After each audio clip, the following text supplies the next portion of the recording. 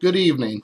Well, years from now, and I can't remember when we were making this video, I'll know right away because behind me here the Super Bowl is going on right now. But I thought I'd take a few minutes here since it is Sunday evening and get a few videos, or at least this one, put in. This week we're going to be working on changing mixed numbers to improper fractions, and it's one of those mathematical areas where even if you don't get the concept of it, there are steps you can follow, and those steps are easy enough to follow. You can do it even if you're not sure at the time what's really happening. Now, I am going to explain what's really happening, but I do want to make the kids aware that they don't have to totally understand the concept to actually be able to do this, because it is just a set of steps you have to follow. The first video here is actually going to work with changing mixed numbers to improper fractions, and of course, video 2 will do the exact opposite. Now, before we start, actually, we're going to backtrack to something the kids are well experienced with, which is division, because that fraction bar that separates the numerator from the denominator is often also called a divisor bar. It's a dividing tool. Because really, if you think about what fractions are really doing, they're dividing a whole object up into parts. So if I have 5 total parts, and I have 2 of them I'm using, I've divided it into 5 parts, 2 of which I'm going to use. So division's built right into it. And actually, right now I'm going to show you something to help explain that. All right. So with our handy-dandy notebook here, we look at the division problem 17 divided by 5.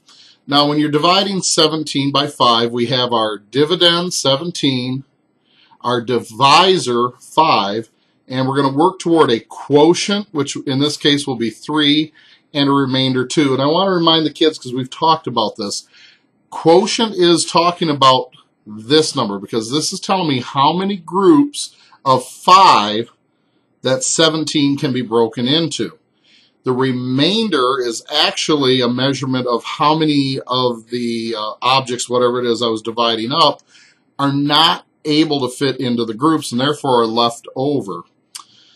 Now, when we checked our division problems, this is where our fact families from 3rd grade come into play, because one of the things the kids learned way back in 3rd grade was 3 times 5 is 15.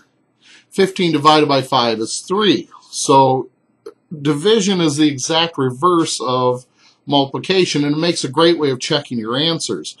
So if you look here, I took my divisor 5, that's this 5 right here. I took my quotient 3, this quotient right here, and I multiplied them. Well, up here I divided the 17 by 5 to get 3. My goal here is to get back to the 17, my dividend. If I did that, I did the division problem correctly. Well, okay then. I divided up here to break them up. I'm going to multiply to put them back together. 3 times 5 is 15. Now I subtracted to get my remainder. To put it back in, I have to do the opposite. The opposite of subtraction is addition. It's a reverse of the algorithm, okay? We're doing the exact opposite of what we did to take this apart, that's 17. And if you look in the end, we end up with that original dividend, 17. All right, now that's kind of important, because if we think about fractions as a way of dividing, then what we're going to look at next should make sense, because we're going to take a fraction, the mixed numbers in this case, and to turn it into a fraction, I'm going to reverse what we did. So we're going to reverse what we did when we divided to get the mixed numbers. We're multiplying, in other words, to put it back. So let's take, for example, the mixed number 3 2/5. Okay? We have 3, and remember in our earlier video we said this is a whole number, meaning that because of this denominator of 5, that means all objects were broken into 5 pieces. 3 of those objects, I used all 5 pieces. 2 of the objects, or excuse me, there were 2 pieces left over in the 4th object. So let's look at that as a picture next. I'm going to pause for just a moment.